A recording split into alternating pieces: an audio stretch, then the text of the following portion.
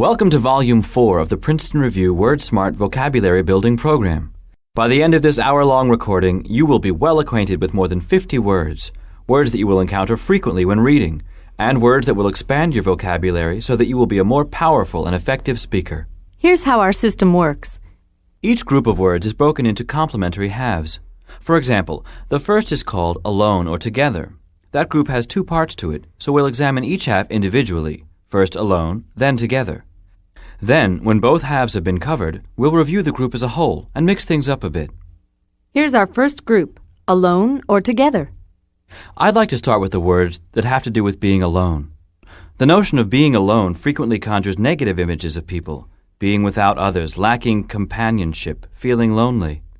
But ironically, the word alone is derived from a contraction of the words all one, the prefix all meaning closer. So when you are alone, you are able to get closer to yourself. And that's a positive connotation. Right. Being alone can help you learn to be independent, make your own decisions, and feel autonomous. Autonomous means acting independently. For example, the West Coast office of the law firm was quite autonomous. It never asked the East Coast office permission before it did anything. An autonomous nation is one that is independent. It governs itself. It is said to have autonomy. I act autonomously, and that means I act on my own authority. I do too. And because I am autonomous, I am going to move on to the second word, celibacy. I'm not familiar with that word. Well, a person who abstains from sex is said to practice celibacy. Oh, so a monk probably practices celibacy. Right you are. A monk is bound by vows to a religious life, and that usually means he is celibate. I guess that makes sense because a monk's life is fairly solitary. But being celibate demands that one practice self-denial. As a monk, one must give up the things of the world and devote oneself to religious exercises, which is an ascetic life. Ascetic means monk-like or practicing self-denial. For instance, in my second year of graduate school, I led an ascetic existence. I was trying to save money, so I never went out. I ate a lot of soup for dinner. But you probably got a good deal of work done. Yes. You know, many people confuse ascetic with the word aesthetic, which means artistic or having to do with beauty. And they certainly mean different things. An ascetic lifestyle is not aesthetically fulfilling. Unless you think that bare walls and empty cupboards are beautiful. My friends thought I was a hermit that year. They all accused me of being reclusive. Reclusive means withdrawn from society or hermit-like. Howard Hughes, the millionaire, led a reclusive existence. He shut himself up in his mansion and didn't care for the outside world. He is a good example of someone considered to be a recluse. You just used the word as a noun. When I add the suffix ive, which means having to do with, to recluse, it becomes an adjective. Right. Reclusive describes a person who wants to be alone, a recluse. So a recluse is someone who sequesters himself. Sequester means to set or keep apart. Like when juries are sequestered, they're shut up in hotel rooms by themselves for the course of a trial so they won't be in contact with anyone. So you can also say the struggling writer sequestered himself in his study for several months trying to produce the great American novel. The next word is polarize. It means to break up into opposing factions or groupings. I always remember what polarize means because of the root word pole. You can't get farther apart than the North and South poles. So a heated argument can polarize a group of people. It can divide them, making them far apart from each other. For example, the increasingly acrimonious debate between the two candidates polarized the political party. Which brings us to another word, chasm, meaning a deep, gaping hole or a gorge. Chasm is a terrific word because it can be taken literally or figuratively. For example, the villains were approaching rapidly, so the heroine grabbed the boy and swung across the chasm on a slender vine. Or, figuratively speaking, Bill was so stupid that his girlfriend wondered whether there wasn't a chasm where his brain should be. I hope that Bill wasn't complacent about his girlfriend's opinion. Complacent means self-satisfied, overly contented with oneself. To fall into a complacent attitude is to become uncaring about the world around you. That's correct. The football team won so many games that it became complacent, and the worst team in the league snuck up and beat it. Good example. If the world becomes complacent about the state of the environment, we could end up with wide-scale destruction of the rainforests. In that case, we should try and sequester part of the rainforest in order to protect it. Sequester means to set or keep apart. Now let's review the words that deal with being alone. Autonomous, Acting independently. celibacy, Abstinence from sexual intercourse.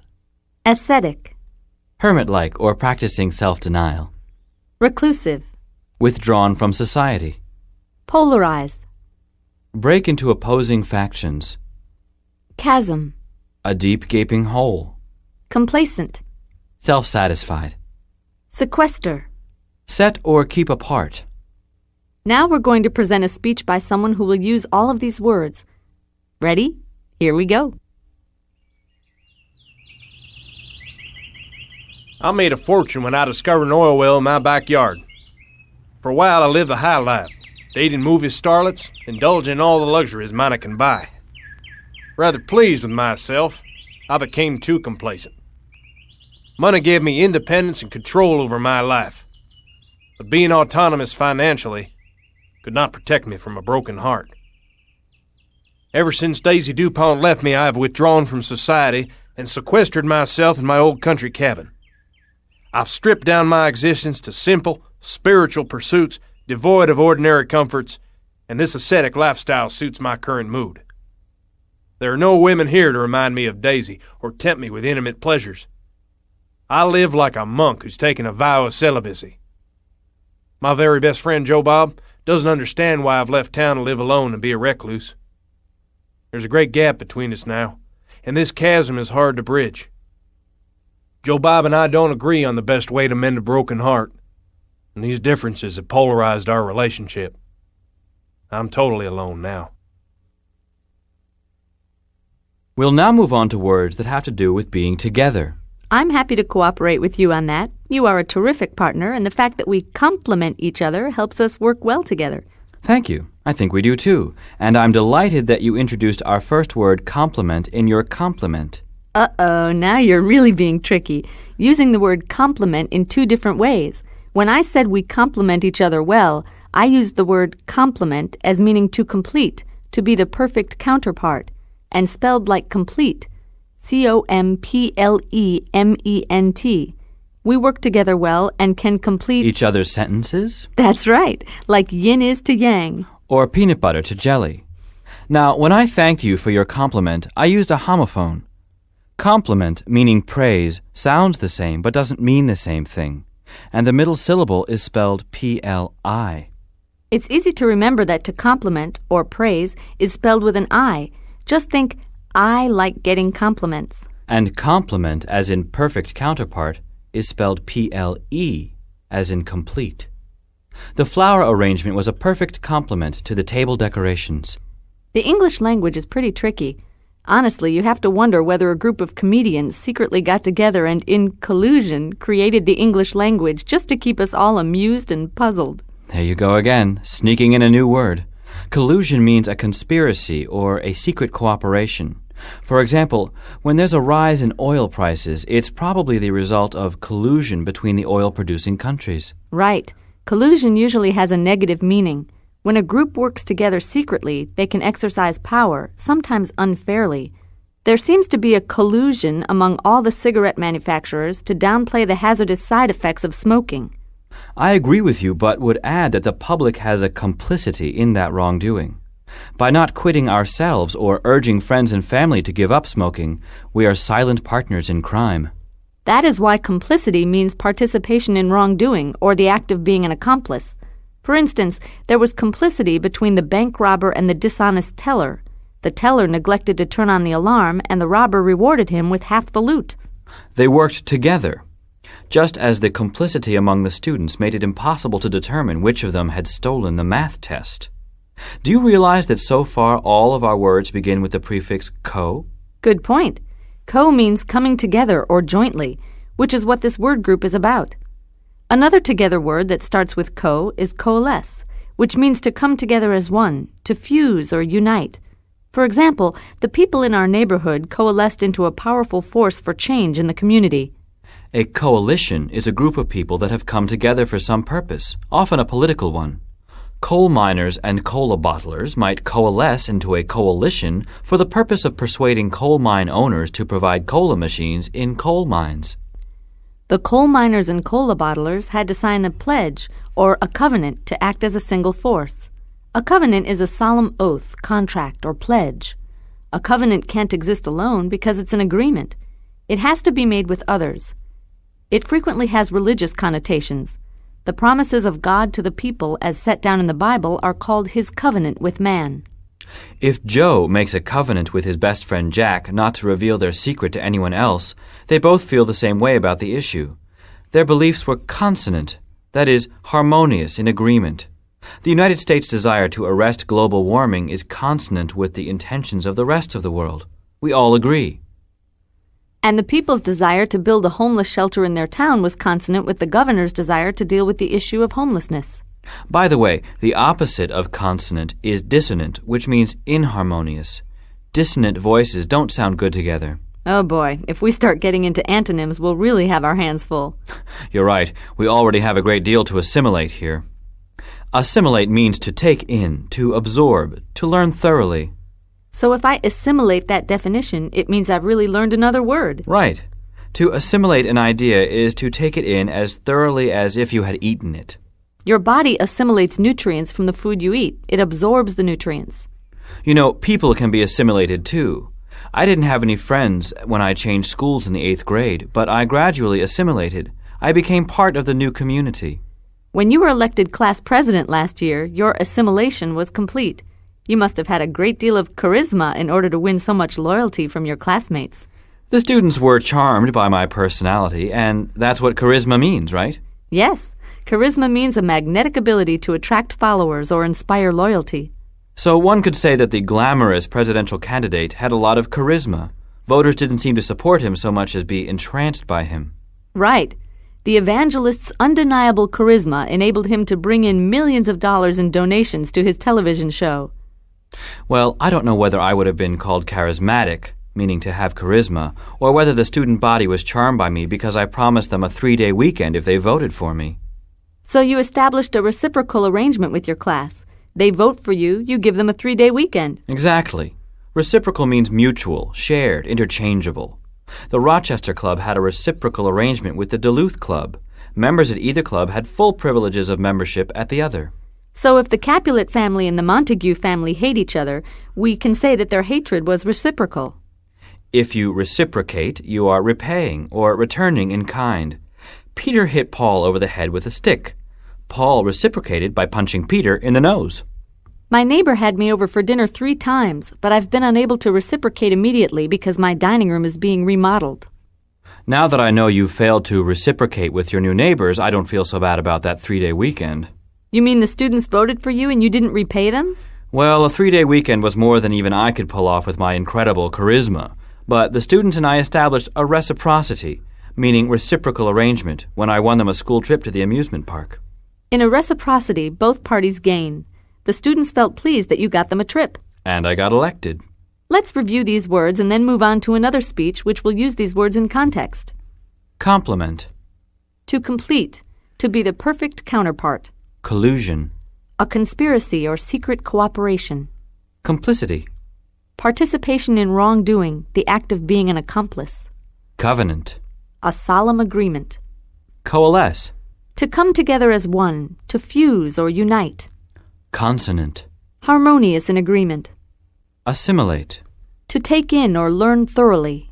Charisma. A magical ability to inspire loyalty. Reciprocal.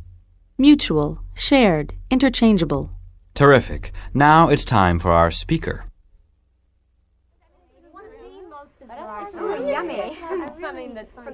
I never thought I'd ever join a sorority.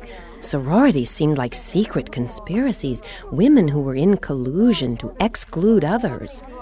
But when I got to college, I was overwhelmed. I felt so out of place, I didn't think I would ever assimilate. So I joined Alpha Beta Pi. I have to admit, I didn't think I had enough charm or charisma for the sorority to choose me. But the sisters told me that a good listener was just what they needed among so many bubbly personalities. I was a welcome addition, a perfect complement to their group of gregarious women. I made a lot of good friends in the sorority, and we helped each other out. My friend Eleanor would bake cookies for me in exchange for tutoring her in calculus. This reciprocal arrangement suited both of us just fine, though I did put on a few pounds. I loved watching her mix together all the different ingredients, the flour, sugar, butter, eggs, and chocolate chips, which would coalesce into a big blob of cookie dough. When we first joined the sorority, all members had to sign a solemn oath, a covenant swearing eternal loyalty. We also had to agree not to smoke marijuana in the sorority house. This was in accord with my own beliefs, and I was happy to see we were consonant on the issue of drug use. I think I want to run for political office after I graduate, so I don't even want to be near pot smokers, let alone inhale, for fear that I might be accused of complicity in an illegal act. We're now going to review all the alone and together words, but this time we'll mix them up. First, we'll simply name a word and give you time to think of the definition. After the pause, a concise definition will follow, along with another example. Complacent. Complacent means self-satisfied. After Jack inherited his aunt's fortune, he became complacent and stopped trying to get a new job. Coalesce. To coalesce is to come together as one, to fuse or unite. Their ideas coalesced into a focused plan of action. Charisma. Charisma is the magnetic ability to inspire loyalty. The singer-actress Madonna has a lot of charisma. Chasm. Chasm, a deep gaping hole. There's such a chasm between what you say and what you do that you run the risk of being called a hypocrite. Celibacy. Celibacy, abstinence from sexual intercourse. After Jane broke up with her boyfriend, she endured a long month of celibacy. Assimilate. To assimilate is to take in or learn thoroughly. The immigrants learned English quickly, so they found it easy to assimilate American customs. Recluse. Someone who is withdrawn from society is a recluse. Sequester. To sequester is to set or keep apart. The sequestered jury was not allowed to talk to anyone or hear news reports about the trial. Collusion. Collusion is conspiracy or secret cooperation. The Russian and American agents turned out to be in collusion, sharing their government secrets. Complement. A complement is the perfect counterpart. To complement something is to complete it, to provide something lacking or needed. Max, an accountant, was a perfect complement to Mary, a novelist. Polarize. To polarize is to break into opposing factions. The Republican Party was polarized by differing views on social values. Autonomous. To be autonomous is to be independent, self-governing. The 2-year-old thought he was autonomous and walked away from his mother. Complicity. Complicity means participation in wrongdoing, the act of being an accomplice. The crook's little brother was suspected of complicity in the robbery. Ascetic. Ascetic, hermit-like or practicing self-denial. Nuns live an ascetic life. Consonant. Consonant, harmonious, in agreement. The decision to build a new gym was consonant with the headmaster's belief in physical education. Reciprocal. Reciprocal means mutual, shared, interchangeable. Canada and the U.S. have reciprocal trade agreements. Covenant. A covenant is a solemn agreement. Lewis made a covenant with his parents never to drink and drive. Now that we've finished alone or together, Go over the spelling of all the words on the enclosed insert card and look for clues in the words that will help you remember their meanings. I look at consensus and see the word consent, which helps me remember that consensus is agreement. Right. When I look at ascetic, it reminds me of antiseptic. It has a hard, dry sound and look. It doesn't feel like a comfortable word and reminds me that it means a lifestyle which involves rigid self-denial. I'll have to use that mnemonic device when I try and keep ascetic separate from aesthetic. Aesthetic has the soft the sound in it, and it has to do with beauty. In any case, you have to create your own mnemonic devices for words that you have trouble remembering. As silly as they may sound, if they work, they work.